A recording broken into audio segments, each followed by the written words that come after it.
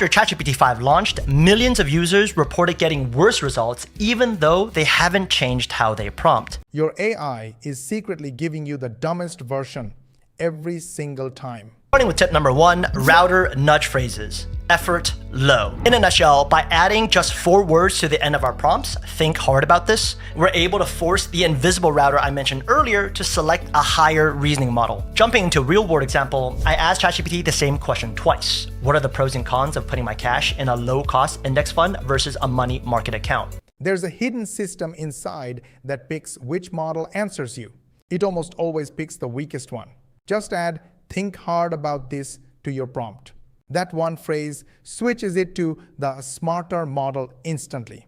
First, without the nudge phrase, and then with the nudge phrase. Comparing the outputs, you'll see a few key differences. First, you'll know that deeper reasoning was triggered when you see this thinking indicator showing that ChatGPT thought for a set amount of time. Second, and this is extremely nuanced and important, the deeper reasoning output will almost always include second-order effects. Step 2 shows you how to stop getting answers that are way too long. This video. Moving on to tip number 2, the verbosity control, effort low. Going back to ChatGPT's invisible router, in addition to determining reasoning depth, it also has a separate verbosity setting that controls output length. But simply, just like nudging the router toward deeper reasoning, we can use specific phrases to control exactly how long or short GPT-5's outputs are. There's a hidden length setting inside every response. You can control it with one simple phrase. Need it short? Say, "Give me the bottom line in 100 words or less." Need more detail? Say, "Aim for a concise 3 to 5 paragraph explanation." And that's it. And after extensive testing, I found 3 power phrases we can use daily. First up, low verbosity outputs work best when we need only critical information. For example, I asked ChatGPT to draft a Slack message with an update to our CMO.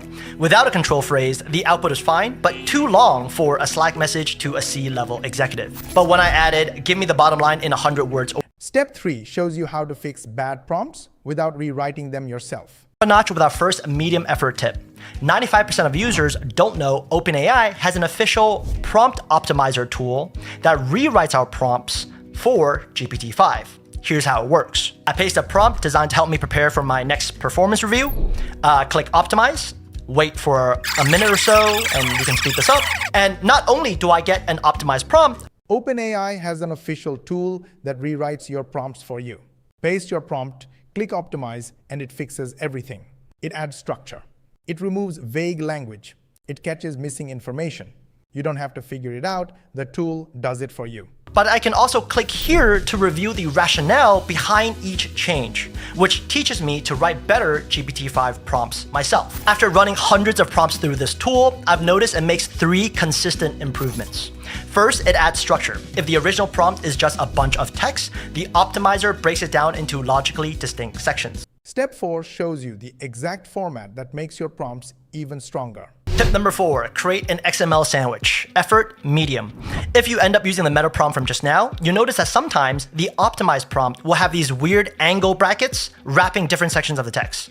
These are called XML tags, and OpenAI themselves recommend organizing your instructions this way. Taking a step back, if you've ever typed something like context, here's the background, task, do this thing.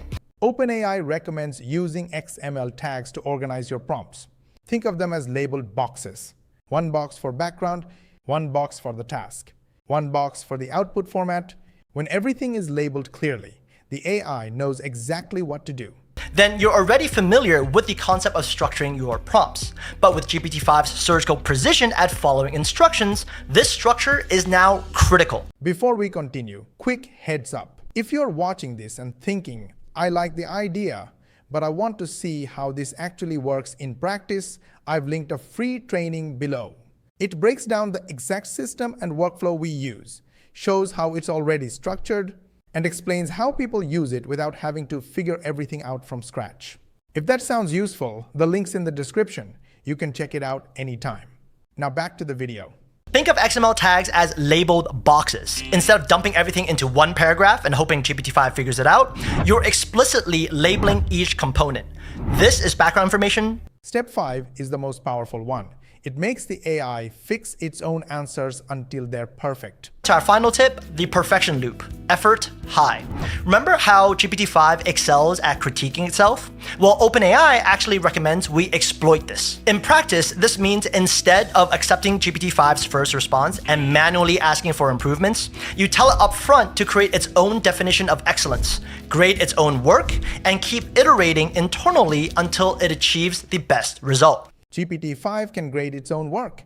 You just tell it to. Ask it to set its own quality standard, score its response, and keep improving until it hits 10 out of 10. No extra effort from you. Just a way better result every time. Imagine hiring a designer that grades their initial draft against their own quality checklist, decides it's only a 5 out of 10, redesigns it, but version 2 is still only 7 out of 10, and they keep going until they score a 10 out of 10. This is essentially what we're making GPT-5 do. 2 examples to illustrate how this works. Example 1. Write a market analysis report on the enterprise AI industry. And the best part, you can stack all 5 of these tips together for even bigger results. Whether you like this video or not, really hit the like button. You know why? Because I gave you the exact training for free that our paid members get. This video is going to be in the members area for the paid members, and you got it for free. So yes, don't you think I deserve a like? Go ahead, like it, share with your friends and family, subscribe to our channel if you haven't yet. Make sure you switch on the notification bell button, and of course, ask your friends and family to subscribe and switch on the notification bell button. It's very important for us because we have a goal of getting 10,000 subscribers in next 3 months. And the only way we can do that is when you hit the subscribe button. Go ahead, do it. And for more money techniques, watch these videos and we will see you on the next one.